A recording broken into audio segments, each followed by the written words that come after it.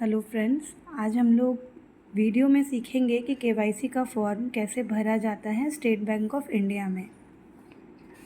ये form individual customers के लिए है, मतलब बचत खाता धारकों के लिए है। इसमें 18 वर्ष के कम के बच्चों का भी भरा जाएगा और जो इससे बड़े हैं, जो 18 प्लस हैं, उनके लिए भी भर सकते हैं। सबसे पहले हम लोगों को ब्रांच का नाम लिखना होता है, उसके बाद शाखा का कोड। हमारे पासबुक में 2 नंबर दिखेंगे, एक को CIF नंबर कहा जाता है, एक को अकाउंट नंबर। उन दोनों को यहाँ लिख देना है। तारीख अपने हिसाब से डाल देंगे।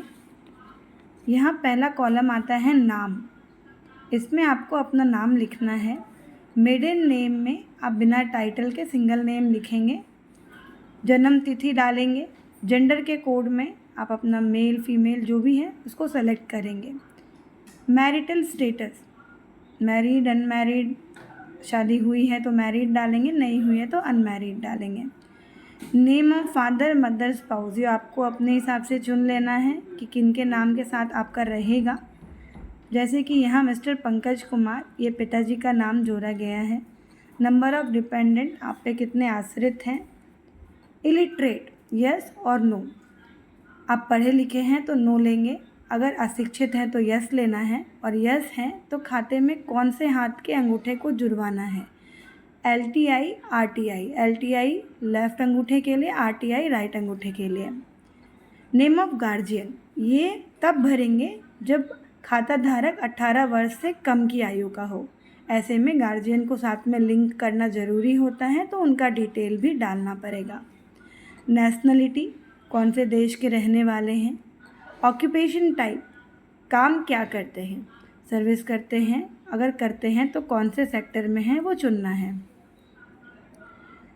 मंथली इनकम, आज के समय में इनकम का ब्यौरा देना ज़रूरी हो गया है बैंक में। मंथली इनकम जो आपकी मासिक आय है वो डालेंगे।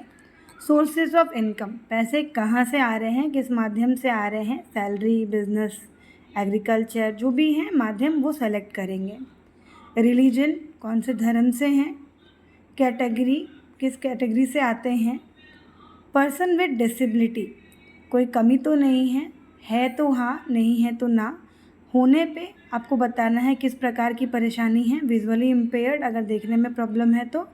डिफरेंटली एबल्ड, अगर चलने फिरने या किसी और काम में दिक्कत होती है तो। एजुकेशनल क्वालिफ़िकेशन, क्या पढ़ाई किया है हमने, ये चीज़ें उतनी आवश्यक नहीं हैं। प्लेस, सिटी ऑफ बर्थ, कहाँ जन्म हुआ है। पैन नंबर यहाँ डाला जा सकता है, आप यहाँ अपना पैन नंबर डाल सकते हो।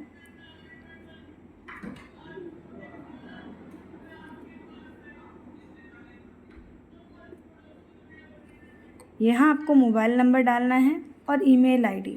आज के समय में बैंक में ईमेल आईडी जोड़ना अनिवार्य हो चुका है, क्योंकि हर महीने आपके खाते का जो लेन देन है स्टेटमेंट के माध्यम से इस ईमेल आईडी पे, मेल के माध्यम से स्टेटमेंट को इस ईमेल आईडी पे भेजा जाएगा।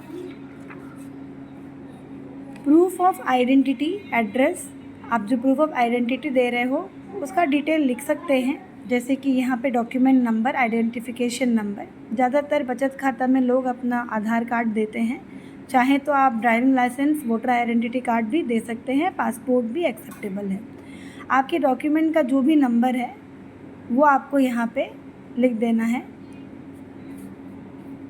एड्रेस टाइप, एड्रेस डिटेल, कहाँ रहते हैं। अभी आपका ये परमानेंट है तो आपने एड्रेस डाल दिया। इसके बाद एक और कॉलम एड्रेस का ही है, अगर इससे अंतर है तो आपको भरना है, नहीं तो फिर ऐसे डू करके छोड़ देंगे। ये आखिरी और सबसे इम्पॉर्टेंट है, यहाँ पे आपको अपना रीसेंट पासपोर्ट साइज फ़ोटो डालना ज़रूरी होता है। यहाँ साइन करेंगे। KYC के फॉर्म के साथ आपको बैंक में अपना OVD, ऑफिशियली वैलिड डॉक्यूमेंट, जमा करना पड़ेगा, जो कि आपका आधार कार्ड है। ड्राइविंग लाइसेंस, पासपोर्ट वगैरह भी यूज़ कर सकते हैं, तो आधार की कॉपी ज़रूर जमा करें, साथ में पैन कार्ड की कॉपी दें। ये सारी चीज़ें आपके KYC को अपडेट करने में मदद करेंगी। इसके बाद अगर हमें DBT कराना है या AEPS कराना है तो उसकी प्रक्रिया थोड़ी सी अलग है, वो मैं आपको नेक्स्ट वीडियो में बताऊंगी। Please like and share my video, subscribe my channel. Thank you.